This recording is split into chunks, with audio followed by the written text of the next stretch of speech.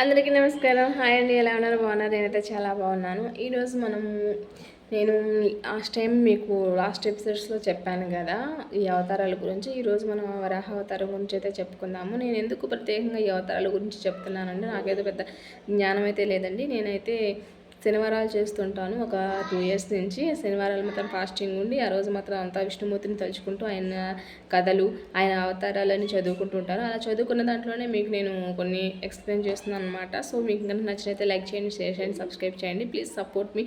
అందరూ నాకు సపోర్ట్ చేయమని నేనైతే కోరుకుంటున్నాను. ఈరోజు మనం వరాహ అవతారం గురించి మాట్లాడుకుందాం అనమాట. వరాహ అవతారంలో ఏంటంటే భూదేవిని రక్షించడానికి మాత్రమే వరాహ అవతారం ఎత్తాడనమాట మన విష్ణుమూర్తి. అది ఎలా ఎత్తుతాడు అవతారం గురించి అనేది నేను ఈరోజు మీకు చెప్తాను. హిరణ్యాక్షుడు అనే రాక్షసుడు ఉన్నాడు కదా, తన స్వర్గాన్ని అంతా ఆక్రమించి భూదేవిని అంటే మన భూదేవిని అన్నమాట చుట్టుకొని ఈ సృష్టిని జరగకుండా కాపాడడానికి అట్లా వెయిట్ చేస్తూ ఉన్నాడు అని చెప్పాను కదా. సో ఈ సృష్టిని కాపాడటానికి కోసం మన బ్రహ్మదేవుడు కొన్ని ప్రళయం వస్తుంది కదా, దానికి కల్పాలు ఉంటాయి, చాలా చాలా రకాల కల్పాలు ఉంటాయి. అంటే మనం ఇప్పుడు ఎలా 1 మంత్ తర్వాత ఒక నెలలు ఎలా వస్తూ ఉంటాయి, జనవరి, ఫిబ్రవరి, మార్చి నెల ఎలా వస్తుంటాయి, బ్రహ్మదేవుని కూడా కల్పాలు ఒక కల్పం తర్వాత ఇంకో కల్పాలు వస్తున్నప్పుడు మన సృష్టి కూడా జరుగుతుంది అనమాట. సృష్టిలో కూడా తేడాలు ఉంటాయి అన్నమాట. అలానే ఒక కల్పం స్టార్ట్ చేయాలి, ఈ కల్పాన్ని స్టార్ట్ చేస్తున్నాను అని చెప్పేసి బ్రహ్మదేవుడు కొత్త సృష్టిని స్టార్ట్ చేస్తున్నాడు. కొత్త సృష్టిని స్టార్ట్ చేయడానికి బ్రహ్మదేవుడు సహాయమనమాట. అప్పుడు కొన్ని ప్రళయాల వల్ల మన సృష్టి అంతా జలమయం వెళ్ళిపోయింది. ఆ జలమయమైపోయిన దాంట్లో మన భూదేవి కూడా ఆ పెద్ద మహాసముద్రంలో కింద ఇరుక్కొని పోయింది. ఆ భూదేవిని తీసుకొని రావటానికే మన విష్ణుమూర్తి ఈ వరాహ రూపం ఎత్తాడనమాట.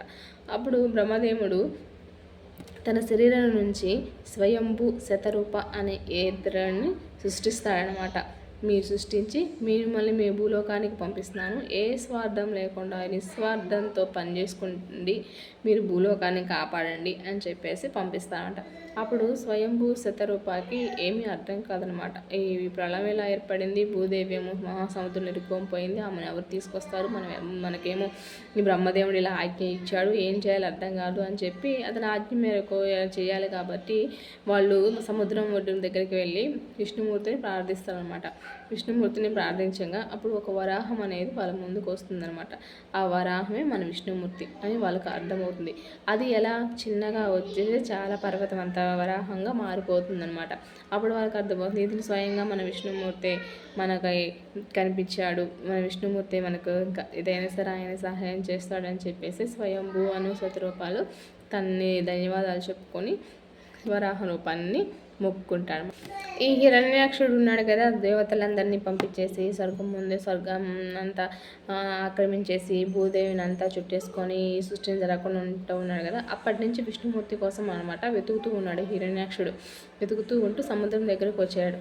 సముద్రం దగ్గరికి వచ్చినప్పుడు అక్కడ మనకి వరుణ దేవుడు హిరణ్యాక్షుడికి కనిపించి సముద్రం లోపల భూదేవి ఉంది తీసుకోండి, కానీ భూదేవిని రక్షించడానికి ఒక వరాహం అయితే ఉంది లోపల అని చెప్పారు. సో సరే అని చెప్పి హిరణ్యాక్షుడు సముద్రం లోపలికి వెళ్తాడు. సముద్రం లోపల ఉన్న వరాహము వరుణుడు చెప్పిన వరాహము ఇద్దరు ఒకేలాగా ఉండటం వల్ల ఈ వరాహాన్ని హిరణ్యాక్షుడు వెంబడిస్తాడనమాట. అప్పుడు వరాహము భూదేవి సముద్రం లోపల ఉంది కదా, ఆమెను తీసుకొని వస్తూ ఉన్నప్పుడు హిరణ్యాక్షుడు తన్ని వెంబడించి భూదేవిని నాకు ఇచ్చేసేయి, లేదంటే మన ఇద్దరికి యుద్ధం తప్పదు అని చెప్పేసి వరాహాన్ని బెదిరిస్తారన్నమాట. కానీ ఆ వరాహము బెదరకుండా చెదరకుండా భూదేవిని ఒక చేతితో పెట్టుకొని సముద్రం పైకి తీసుకొచ్చి నిలబెట్టేసి సృష్టి అంతా ఒక సర్దుకున్న తర్వాత ఇక ఈ హిరణ్యాక్షుడిని మనం హతమార్చాలి, లేకపోతే ఈ సృష్టిని మనం కాపాడలేము, హిరణ్యాక్షుడి వల్లే సృష్టి అంతా నాశనం అవుతుందని చెప్పేసి ఇద్దరికి మధ్య హోరాహోరగా యుద్ధం జరుగుతుంది అనమాట. ఆ యుద్ధంలో హిరణ్యాక్షుడిని చంపేస్తుంది ఈ వరాహం. చంపేసి పైకి వచ్చేసి అందరు దేవతలందరూ వాళ్ళు ఒక్కొక్క వేదాలు చదువుతుంటే తన అవతారాన్ని, ఎంత పెద్ద అవతారాన్ని వాళ్ళందరికీ చూపించేసి మన సృష్టిని కాపాడి భూదేవిని కాపాడి ఈ వరాహ అవతారమే అని చెప్పేసి ఆ వరాహ అవతారాన్ని మనందరము కనుక ఇంట్లో కనుక చదువుకున్నట్లయితే ఎంతో ఎంతో శక్తివంతమైన బలం అనేది మనకంట వస్తుందంట. సో ఈ వీడియో కనుక మీకు నచ్చినట్టయితే నన్ను సబ్స్క్రైబ్ చేయండి. Please like and share and subscribe my channel. నేనైతే చాలా వరకు చాలా ట్రై చేస్తున్నాను. నన్ను కూడా సపోర్ట్ చేయండి.